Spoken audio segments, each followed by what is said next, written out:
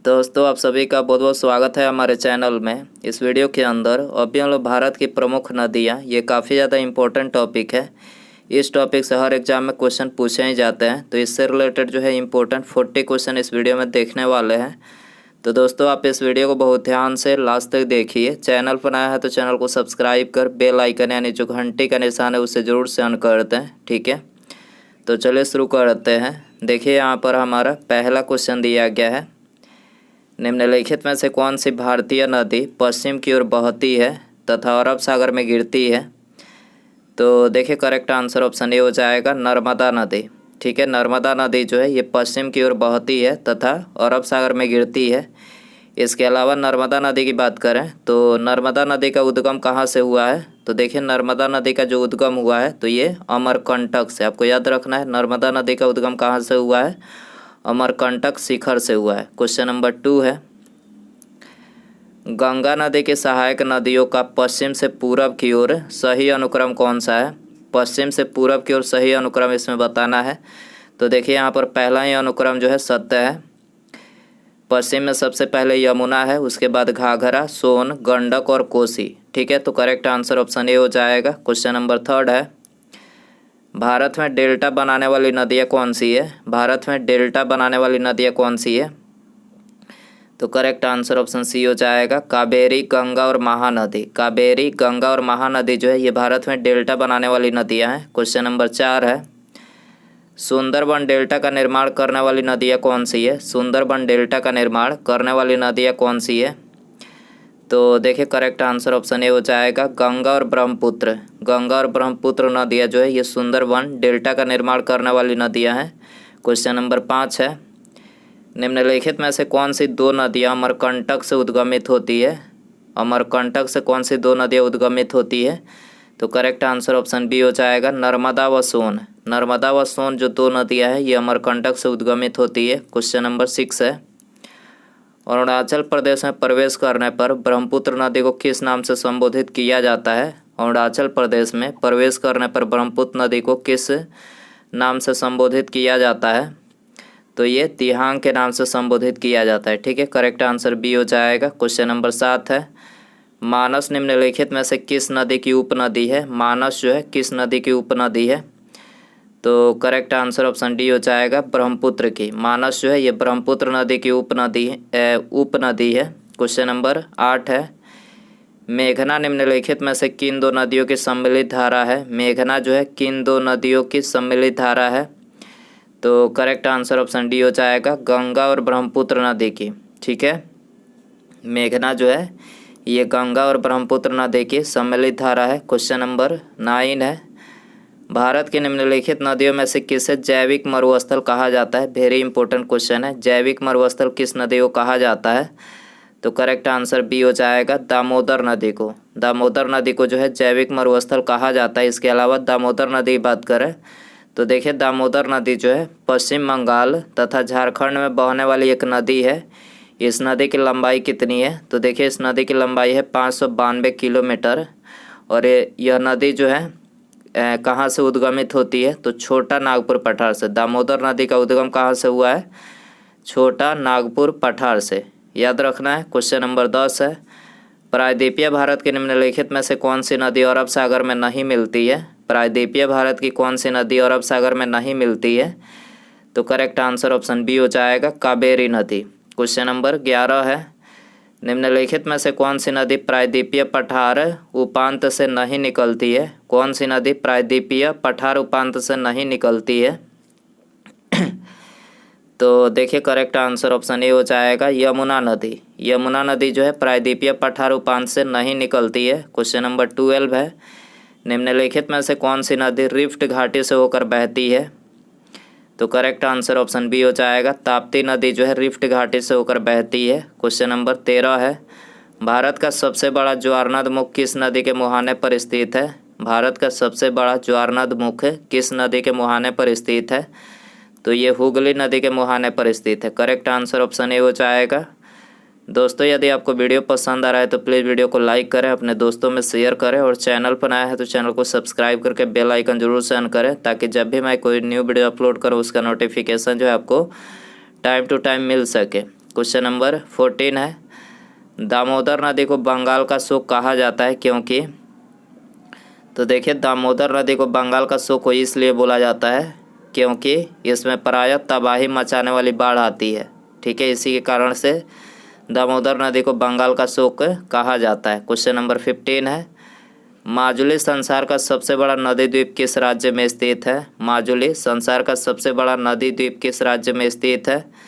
तो देखिए, ये स्थित है असम राज्य में। ठीक है, करेक्ट आंसर ऑप्शन बी हो जाएगा। क्वेश्चन नंबर 16 है, मध्य भारत से निकलकर यमुना गंगा में मिलने वाली नदियाँ कौन सी है। मध्य भारत से निकलकर यमुना गंगा में मिलने वाली नदियाँ कौन सी है। तो ये है बेतवा नदी। ठीक है, आंसर हो जाएगा डी। क्वेश्चन नंबर 17 है, निम्नलिखित में से वह नदी कौन सी है जिसके बारे में आंध्र प्रदेश, कर्नाटक और महाराष्ट्र के बीच विवाद चल रहा है। आंध्र प्रदेश, कर्नाटक और महाराष्ट्र के बीच विवाद चल रहा है, कौन सी नदी है। तो ये है कृष्णा नदी। ठीक है, कृष्णा नदी। क्वेश्चन नंबर 18 है, हिमालय काटकर एवं बहकर आने वाली नदियाँ कौन सी है। हिमालय काटकर एवं बहकर आने वाली नदियाँ कौन सी है। तो करेक्ट आंसर ऑप्शन बी हो जाएगा, ब्रह्मपुत्र, सतलज और सिंधु। याद रखना है आपको, ब्रह्मपुत्र, सतलज और सिंधु जो है हिमालय काटकर एवं बहकर आने वाली नदियाँ हैं। निम्नलिखित में से कौन सी नदी मध्य प्रदेश से निकलती है और खंबात की खाड़ी में गिरती है। तो करेक्ट आंसर ऑप्शन सी हो जाएगा, माही नदी। ठीक है, माही नदी जो है मध्य प्रदेश से निकलती है और खंबात की खाड़ी में गिरती है। क्वेश्चन नंबर 20 है, निम्नलिखित नदियों में से किस नदी का उद्गम नेपाल में है और वह गंगा नदी में आकर मिलती है। किस नदी का उद्गम नेपाल में है और वह गंगा नदी में आकर मिलती है। तो ये है कोसी नदी। कोसी नदी की बात करें तो कोसी नदी को जो है बिहार का शोक बोला जाता है। आपको याद रखना है, बिहार का शोक कोसी नदी को कहा जाता है। क्वेश्चन नंबर 21 है, गंगा की सहायक नदियाँ जो नीचे वर्णित है इनमें से कौन उत्तर की ओर प्रवाहित होती है। तो देखिए, उत्तर की ओर जो है सोन नदी प्रवाहित होती है, सी आंसर हो जाएगा। गंगा में दक्षिण की ओर मिलने वाली नदी कौन सी है। गंगा में दक्षिणी ओर से मिलने वाली नदी कौन सी है।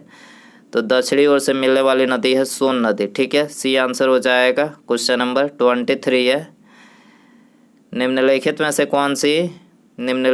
कौन सी भारतीय नदी पश्चिम की ओर बहती है तथा अरब सागर में गिरती है। तो देखिए, यह है नर्मदा नदी। नर्मदा नदी जो है ये पश्चिम की ओर बहती है तथा अरब सागर में गिरती है। निम्नलिखित में से वह नदी कौन सी है जो एक विभ्रंश घाटी यानी रिफ्ट वैली से होकर बहती है। तो रिफ्ट वैली से होकर कौन सी नदी बहती है, नर्मदा नदी, बी आंसर हो जाएगा। निम्नलिखित में से कौन सी नदी विंध्य तथा सतपुड़ा पर्वत श्रृंखला के मध्य से गुजरती है। विंध्य तथा सतपुड़ा पर्वत श्रृंखला के मध्य से होकर गुजरती है, कौन सी नदी है, ये नर्मदा नदी है, ये आंसर हो जाएगा। कावेरी नदी का उद्गम स्रोत है, कावेरी नदी का उद्गम स्रोत है। तो करेक्ट आंसर ये हो जाएगा ब्रह्मगिरी पहाड़ियाँ। कावेरी नदी का उद्गम कहाँ से हुआ है, ब्रह्मगिरी पहाड़ियाँ से हुआ है।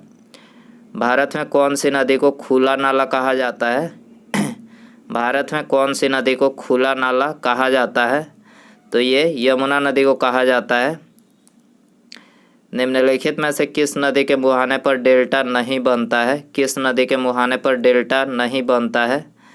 तो करेक्ट आंसर ऑप्शन डी हो जाएगा, तापी नदी के मुहाने पर जो है डेल्टा नहीं बनता है। निम्नलिखित नदियों में से कौन अपने मार्ग में परिवर्तन करने के लिए कुख्यात है। कौन सी नदी अपने मार्ग में परिवर्तन करने के लिए कुख्यात है। तो ये है कोसी नदी। ठीक है, आंसर हो जाएगा बी। क्वेश्चन नंबर 30 है, निम्नलिखित नदियों में से कौन सी नदी भारत से निकलकर पाकिस्तान में जाती है। कौन सी नदी भारत से निकलकर पाकिस्तान में जाती है। तो ये है सतलज नदी। ठीक है, आंसर हो जाएगा ये। निम्नलिखित में से भारत में तलछट को प्रवाहित करने वाली प्रमुख नदी कौन सी है। भारत में तलछट को प्रवाहित करने वाली प्रमुख नदी कौन सी है। तो ये है गंगा नदी। ठीक है, करेक्ट आंसर ये हो जाएगा। गोदावरी नदी का उद्गम बिंदु है, गोदावरी नदी का उद्गम बिंदु है नासिक। ठीक है, नासिक उद्गम बिंदु है, ये आंसर हो जाएगा। नर्मदा जल विवाद न्यायाधिकरण का किन राज्यों के बीच जल के बंटवारे को सुलझाने के लिए गठन किया गया था? नर्मदा जल विवाद न्यायाधिकरण।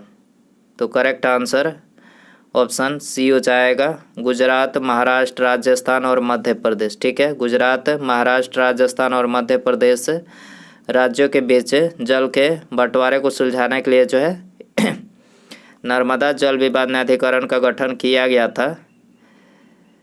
निम्न नदियों में से किसका सर्वाधिक बड़ा जल ग्रहण क्षेत्र है? सर्वाधिक बड़ा जल ग्रहण क्षेत्र किसका है?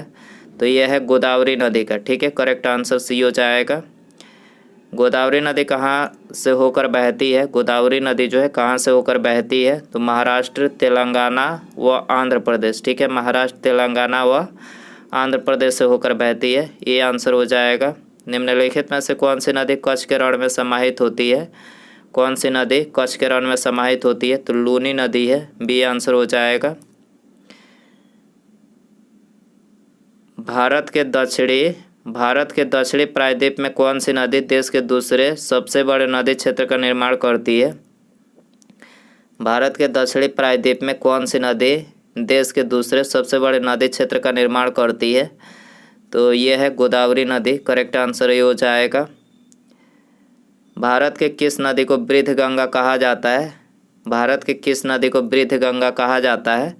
तो गोदावरी नदी को कहा जाता है, करेक्ट आंसर बी हो जाएगा। क्वेश्चन नंबर 39 है, सियाचिन ग्लेशियर के पिघलने से बना पानी, सियाचिन ग्लेशियर के पिघलने से बना पानी किस नदी का मुख्य स्रोत है?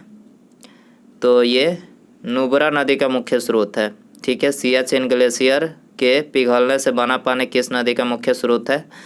नुब्रा नदी का, डी आंसर हो जाएगा। उसके बाद यहाँ पर हमारा अगला क्वेश्चन है, तिब्बत में मानसरोवर झील के पास किस नदी का उद्गम स्रोत स्थित है? तिब्बत में मानसरोवर झील के पास किस नदी का उद्गम स्रोत स्थित है? तो इनमें सभी करेक्ट हो जाएगा। ठीक है, सिंधु, सतलज और ब्रह्मपुत्र तीनों ही नदी का उद्गम स्रोत जो है तिब्बत में मानसरोवर झील के पास स्थित है। तो दोस्तों ये थे भारत की प्रमुख नदियाँ जो आपके एग्ज़ाम के लिए काफ़ी इम्पोर्टेंट है। तो दोस्तों आई होप कि ये वीडियो जो है आपको पसंद आया रहेगा। पसंद आया तो प्लीज़ वीडियो को लाइक करें, अपने दोस्तों में शेयर करें और चैनल पर आया है तो चैनल को सब्सक्राइब करके बेल आइकन यानी जो घंटे का निशान है उसे ज़रूर सेंड कर दें। ठीक है, मिलते हैं अगले वीडियो में। नमस्कार, जय हिंद, जय भारत।